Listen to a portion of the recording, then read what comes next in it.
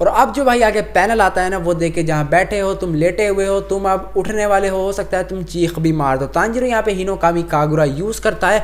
और welcome welcome welcome in infinity castle arc part 4। आज मैं टोटल 6 चैप्टर्स कवर करने वाला हूँ। वीडियो ये लंबी बनने वाली है बट तुम बोर नहीं होगे। टाइटल थंबनेल से पता चल गया होगा कि अपर 3 आकाजा की फाइट है तांजीरो और गियू के साथ। आज मैं चैप्टर 147 से लेकर चैप्टर 152 तक की पूरी स्टोरी को डिटेल के अंदर कवर करने वाला हूँ। वीडियो के अंत तक वॉच करना, काफी मजा आने वाला है। अगर अभी तक प्रीवियस पार्ट्स नहीं देख रखे, Doma versus Shinobu, Zenitsu versus Kaigaku वाली फाइट, तो मैं तीनों के तीनों पार्ट के लिंक डिस्क्रिप्शन में डाल दूंगा, वहां से जाके पहले वो देखो, वरना तो मैं स्टोरी की समझ में नहीं आने वाली। एक और बात मुझे कमेंट बॉक्स में बताना, इस सीरीज को कंटिन्यू करूँ या फिर नहीं। अगर 1-2 कमेंट भी आ गए हाँ भाई कंटिन्यू कर लो, तो आगे कंटिन्यू करेंगे, वरना फिर देखेंगे, क्योंकि ऐसी वीडियोस बनाने में काफ़ी मेहनत लगती है एडिटिंग के अंदर स्पेशली। तो मैं बताया लाइक और सब्सक्राइब तो करना ही है। बाकी चलो अपनी वीडियो को हम लोग स्टार्ट करते हैं, इंट्रो को और लंबा नहीं खींचते।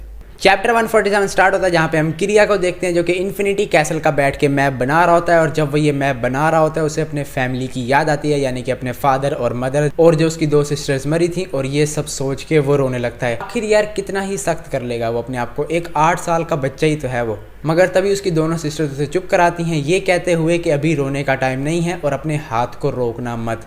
तभी हम देखते हैं इनके रूम के बाहर हमारे टेंगन उजुई और क्योजिरो के फादर रेंगोकू को, जो कि आपस में कन्वर्सेशन कर रहे थे। ये बच्चे काफ़ी मैच्योर हैं, छोटी सी एज के अंदर ही, और ये लोग यहाँ पे बैठे थे उन्हें प्रोटेक्ट करने के लिए। यहाँ पे कोई डीमन शीमन आए तो ये उसे हैंडल कर लें। रेंगोकू यहाँ पे ये भी बोलते हैं कि मैं इन्हें प्रोटेक्ट करूंगा जैसा मेरे बेटे क्योजिरो ने किया। ये चीज़ शो करती है कि उनके दिल के अंदर अपने बेटे के लिए रिस्पेक्ट है। तभी सीन शिफ्ट आता है यहाँ से हमारे फॉर्मर वाटर हाशिरा उरोकुडाकी पे, जो कि नेजुको के साथ बैठे हुए थे और वो सोच रहे थे मुझे जो ड्रग दिया गया था वो मैंने नेजुको को दे दिया है, जो कि डीमंस को दोबारा ह्यूमंस में कन्वर्ट करता है। ये ऑब्वियस सी बात है, नेजुको के जीन्स में चेंजिंग हुई तो उसको काफ़ी ज़्यादा पसीना भी आ रहा है यहाँ पे, और उसको काफ़ी पेन में भी है। तभी उरोकुडाकी अपने दिल के अंदर कहते हैं नेजुको हारना मत, तांजीरो हारना मत, और तांजीरो तुम मरना मत।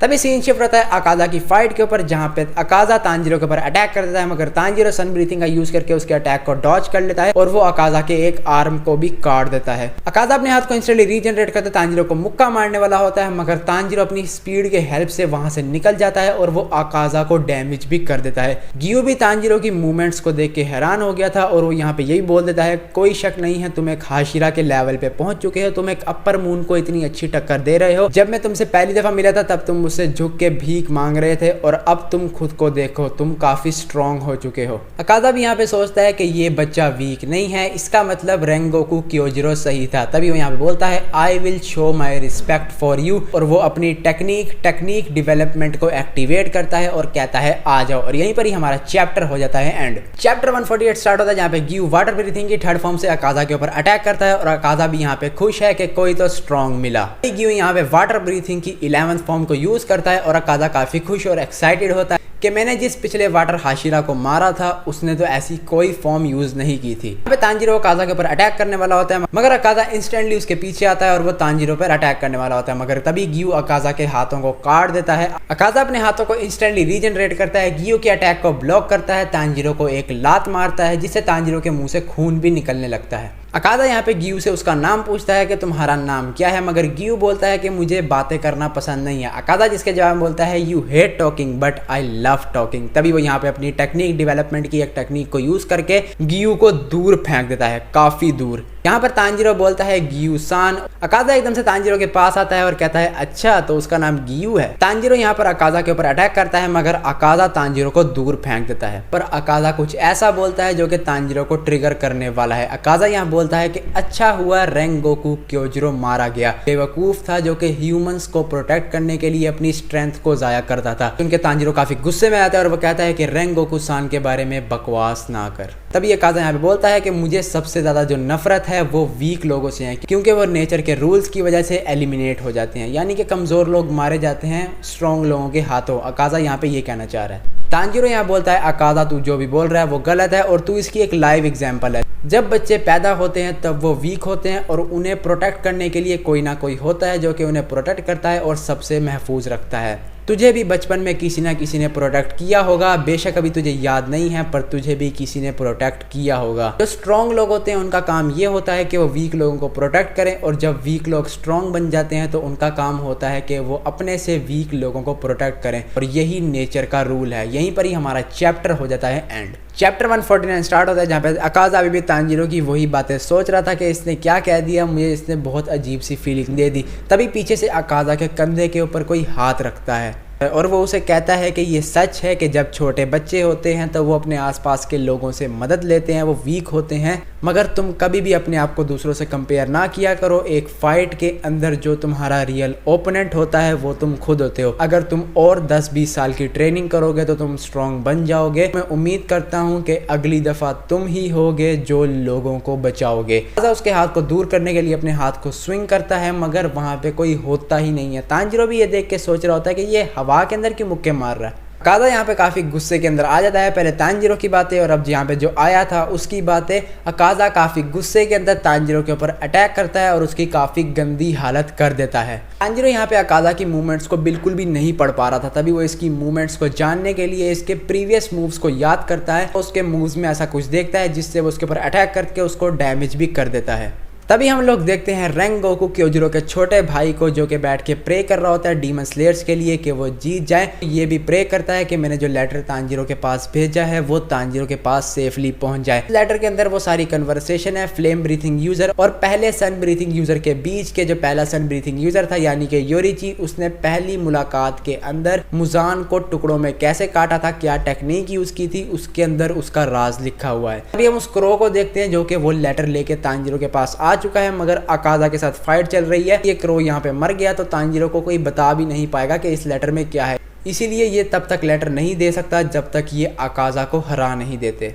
तभी हम फाइट के अंदर आते हैं जहाँ पे तांजीरो अकाज़ा पे अटैक करता है। अकाज़ा उसकी स्वॉर्ड को पकड़ लेता है अपने हाथों से। तांजीरो उसको एक लात मारता है मगर फिर भी वो उसकी स्वॉर्ड को नहीं छोड़ता, तो तभी वहां से अकाज़ा के दोनों हाथ कट जाते हैं और हम देखते हैं हमारा गियुतोमियोका वापस आ चुका है, जो कि तांजीरो को कहता है कि अब तुम्हें टेंशन लेने की जरूरत नहीं है, तुमने काफी देर इस अपर मून से लड़ लिया है। और इसी के साथ हमारा चैप्टर हो जाता है एंड। चैप्टर 150 स्टार्ट होता है जहाँ पे ग्यू सोचता है कि मुझे वो बैटल्स ज्वाइन नहीं करनी जहाँ पर सिर्फ अपने मजे के लिए स्वॉर्ड को स्विंग किया जाए, और काफी देर बाद जाके मुझे ऐसा ओपोनेंट मिला है जिसने मुझे सरपास कर दिया है। मेरे सेंसेस अब खुल चुके हैं और वो मोमेंट जिसे लाइफ और डेथ के बीच का स्ट्रगल कहा जाता है वो डिपेंड करता है तुम्हारी ट्रू एबिलिटी के ऊपर। अब मैं इसे समझ चुका हूँ। तभी वहां पे हमारा वाटर हाशिरा गियुतोमियोका अपना डीमन स्लेयर मार्क अनलॉक कर लेता है और वो अकाज़ा के ऊपर फुल तेज स्पीड से अटैक करता है, और तांजीरो और अकाज़ा दोनों समझ जाते हैं कि इसकी स्पीड पहले से काफी बढ़ चुकी है। तभी यहाँ पे तांजीरो ये भी कहता है कि हमें इसे जल्दी हराना होगा क्योंकि हमारा मेन विलन मुजान है, अगर हमने उसे ना हराया तो इनको मारने का कोई भी फायदा नहीं होगा। तांजीरो यहाँ पे ये भी सोचता है कि अकाज़ा की मूवमेंट्स इतनी एक्यूरेट कैसे हो सकती हैं। अकाज़ा ने जो रेंगोकू की डिसरिस्पेक्ट करते हुए उसे बैटल स्पिरिट के बारे में थोड़ी बहुत बातें बोली थी वो उन्हें याद करता है, और उसके बाद उसे इनोस्के की कन्वर्सेशन याद आती है, उसने इनोस्के से बात की थी। तभी हम फ्लैशबैक में आते हैं जहाँ पे इनोस्के तांजीरो से कहता है कि बैटल स्पिरिट एक बहुत ही अलग टाइप की फीलिंग होती है। वो ये भी कहता है कि जब भी कोई उसके ऊपर अटैक करने की नज़रों से आता है या फिर अटैक करने के मन से उसके ऊपर आता है, उसके पास आता है, इनोस्के को पहले ही पता चल जाता है। और वो बताता है कि जब ग्योतारो ने उसको स्टैप किया था पीछे से तब भी उसने यही टेक्निक यूज़ की थी, मतलब अपने हर्ट को एक जगह से दूसरी जगह मूव कर लिया था। इनोस्के यहाँ ये बताता है अगर कोई उसके पास अटैक करने की नीयत से नहीं आएगा, यानी कि अटैक करने के मोटिव से नहीं आएगा, इनोस्के उसको सेंस नहीं कर पाएगा। जिसकी वो यहाँ पे एग्जांपल देता है कि एक दिन मैं बटरफ्लाई मेंशन में आराम कर रहा था जहाँ पे एक बूढ़ी औरत आके मेरे पीछे बैठ गई और मुझे पता भी नहीं चला वो काफ़ी देर मेरे पास बैठी रही। इनोस्के यहाँ ये कहता है कि अगर वो बूढ़ी औरत मेरे ऊपर अटैक करने की नज़रों से आती या फिर अटैक करने के मन से आती तो मुझे पता चल जाता।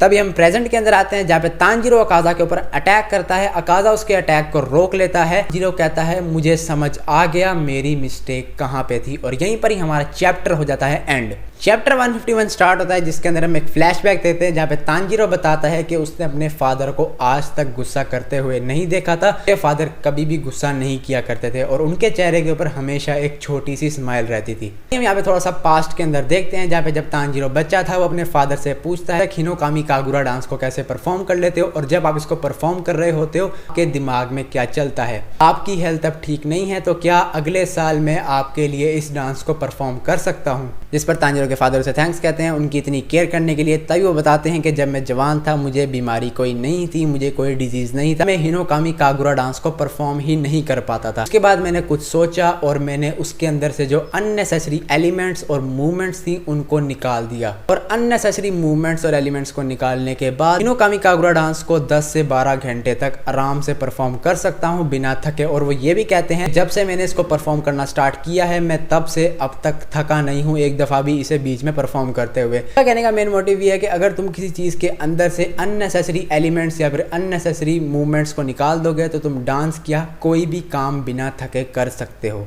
तांजीरो की फादर की डेथ से एक हफ्ता पहले का सीन दिखाया जाता है जहाँ पे ये रात को सो रहे होते हैं। उसके फादर उठते हैं और तांजीरो से कहते हैं कि मेरे साथ आओ, हम पहाड़ों में चल रहे हैं, मुझे तुम्हें कुछ दिखाना है। और जब ये रात को पहाड़ की तरफ जा रहे होते हैं इनके रास्ते में एक बहुत बड़ा बियर आ जाता है, लिटरली बहुत बड़ा। तांजीरो डर के पेड़ के पीछे छुप जाता है मगर तांजीरो के डैड उसके सामने ही खड़े रहते हैं और वो तांजीरो से कहते हैं कि इस बियर ने बहुत सारे लोगों को मारा है और अब ये हमारे विलेज में भी आ चुका है, मैं इसे अपनी फैमिली को चोट पहुंचाने नहीं दूंगा। तांजीरो के फादर के पास यहाँ पे एक कुल्हाड़ी थी और वो बियर तांजीरो के फादर के ऊपर अटैक करने वाला होता है मगर तांजीरो के फादर एक ही झटके में उसी कुल्हाड़ी से उस बियर की गर्दन को काट देते हैं। और तांजीरो की जो स्मेल करने की पावर है वो बचपन से ही नेक्स्ट लेवल पे थे, इसलिए वो इस चीज को स्मेल कर पाता है, सेंस कर पाता है कि उसके फादर ने इस बियर को मारते हुए एक भी अननेसेसरी मूवमेंट का यूज नहीं किया। और तांजीरो ये भी चीज सेंस करता है कि जब वो उसे काट रहे थे उसके फादर के दिल के अंदर, उनके दिमाग के अंदर इसको मारने का कोई इंटेंशन ही नहीं था। फिर यहाँ पे ये भी कहता है कि उनके मूवमेंट्स बिल्कुल शांत थे, बिल्कुल एक पेड़ पौधे की तरह। तांजीरो के फादर उस बियर को मारने के बाद तांजीरो से पूछते हैं तांजीरो क्या तुमने ये देखा, जिसके रिप्लाई में तांजीरो कहता है हाँ मैंने सब देखा। तभी वो अपने फादर के पास भागा आता है और ये दोनों यहाँ बैठ के उस बियर के लिए प्रे करने लगते हैं। मगर तांजीरो के फादर उसे कहते हैं कि जो तुमने आज सीखा उसको पूरी जिंदगी मत भूलना। और तांजीरो यहाँ समझ जाता है कि उसके फादर किसी और चीज़ के बारे में नहीं बात कर रहे थे, उसके फादर ट्रांसपेरेंट वर्ल्ड के बारे में बात कर रहे थे। तभी हम यहाँ पे प्रेजेंट के अंदर आते हैं जहाँ पे तांजीरो अभी भी उसी पोजीशन के अंदर खड़ा था और यहाँ पे तांजीरो फाइनली दूसरी बार ट्रांसपेरेंट वर्ल्ड को एक्सेस कर पाता है। तभी वो अकाजा की पकड़ से छूट जाता है और अब उसने बताऊं क्या किया, इनोस्के और जो अपने डैड की बात थी उन दोनों बातों को मर्ज कर दिया है। वो चैप्टर 152 स्टार्ट होता है जब हम देखते हैं कि तांजीरो ने ट्रांसपेरेंट वर्ल्ड को एक्सेस कर लिया था और वो इसी के बारे में सोच रहा होता है कि मैं इसकी अब हर एक मूवमेंट और हर एक मसल्स को देख सकता हूँ। और यहाँ पे गियू और अकाजा की फाइट के अंदर अकाजा गियू की बहुत गंदी हालत कर देता है क्योंकि भाई ऑब्वियस सी बात है गियू एक ह्यूमन है और वो अपनी लिमिट पे आके उसकी जो स्ट्रेंथ है वो खत्म होनी है और अकाजा एक डीमन है तो वो अपने आप को रीजनरेट भी कर सकता है। अकाजा यहाँ मार मार के गियू की काफ़ी बुरी हालत कर देता है और उसके बाद वो उसे कहता है कि लगता है कि तेरी वाटर ब्रीथिंग की सारी फॉर्म्स खत्म हो चुकी हैं। अकाजा यहाँ पे गियू की स्वॉर्ड को मुक्का मार के तोड़ देता है और उसके बाद वो अपने हाथ को गियू के पेट के अंदर घुसा देता है मगर तभी तांजीरो उसके हाथों को वहीं पर ही काट देता है। अकाजा भी यहाँ पे इसको देख के सोचता है कि इसमें कुछ ना कुछ तो चेंज हुआ है। तभी वो यहाँ पे अपनी टेक्निक डेवलपमेंट को एक्टिवेट करता है, अटैक करता है गियू के ऊपर और गियू की बहुत गंदी हालत कर देता है। इस पैनल में तुम देख सकते हो और गियू यहाँ पे दूर जाके गिरता है। अकाजा यहाँ पे गियू के पोटेंशियल से काफ़ी इंप्रेस होता है और वो उसे कहता है कि यार रेंगोकू और तांजीरो की तरह ना कर, तू एक डीमन बन जा। और वो उसे डीमन बनने का यहाँ पे ऑफर भी दे देता है। बट यहाँ पे मेन बात ये है कि तांजीरो उसके पीछे खड़ा है और अकाजा को पता भी नहीं है। जो मैंने तुम्हें पिछली बात एक्सप्लेन की ना कि उसने अपने डैड और इनोस्के की बात को मर्ज कर दिया है, तो वो यही बात थी कि उसने अपनी प्रेजेंस को ही छुपा लिया है। गियू भी सोच रहा होता है कि तांजीरो इसके पीछे खड़ा है बट ये उसको क्यों नहीं देख पा रहा, सेंस क्यों नहीं कर पा रहा ये उसे। तभी गियू सोचता है कि ये तो काफ़ी अच्छा है, तांजीरो इसकी पीछे से ही गर्दन उड़ा दो। मगर तांजीरो काफ़ी गुस्से में पीछे से बोलता है अकाजा मैं तेरा सर अभी के अभी उड़ा दूंगा। जिस पे गियू कहता है कि पागल, पीछे से ही उसका सर काट देता, चीख मारने की क्या जरूरत थी। अकाजा यहाँ सोचता है ये तो काफ़ी अच्छा है, जितनी इसकी बैटल स्पिरिट बढ़ेगी उतनी मेरी कंपास डिटेक्शन भी बढ़ जाएगी। लेकिन एक मिनट, ये क्या है, इसके पास तो कोई बैटल स्पिरिट ही नहीं है। इसकी प्रेजेंस काफ़ी अजीब सी है, ये बिल्कुल ही एक न्यू क्रीचर लग रहा है। और अब जो भाई आगे पैनल आता है ना, वो देख के जहाँ बैठे हो तुम, लेटे हुए हो तुम, अब उठने वाले हो सकता है तुम चीख भी मार दो। तांजिरो यहाँ पे हिनोकामी कागुरा यूज करता है और वो आकाजा की गर्दन काट देता है। ये पैनल देखो भाई, आकाजा की गर्दन उसने पूरी काट दी अपने हिनोकामी कागुरा से। यहीं पर ही हमारा चैप्टर हो जाता है एंड।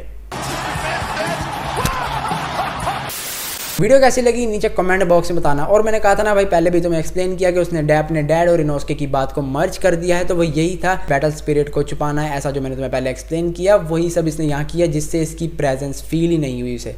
अब आकाजा की गर्दन इसने काट दी है, पूरी उतर चुकी है यहाँ से, बता रहा हूँ, मतलब पूरी अलग हो गई है उसकी बॉडी से। बट गर्दन कटने के बाद भी क्या आकाजा मरेगा या फिर नहीं, जैसे मुजान के साथ हुआ था वो भी नहीं मरा था। अब ये जानना चाहते तो नेक्स्ट पार्ट लाजमी देखना। वीडियो कैसी लगी नीचे कमेंट बॉक्स में लाजमी से बता देना। चैनल पर अगर फर्स्ट टाइम आए तो सब्सक्राइब करके घंटे को ऑल पे सेट कर दो, ताकि ऐसी वीडियोस तुम्हें रोज रोज मिलती रहें। रोज रोज तो नहीं, फिर भी मिलती रहें जब भी डालूं।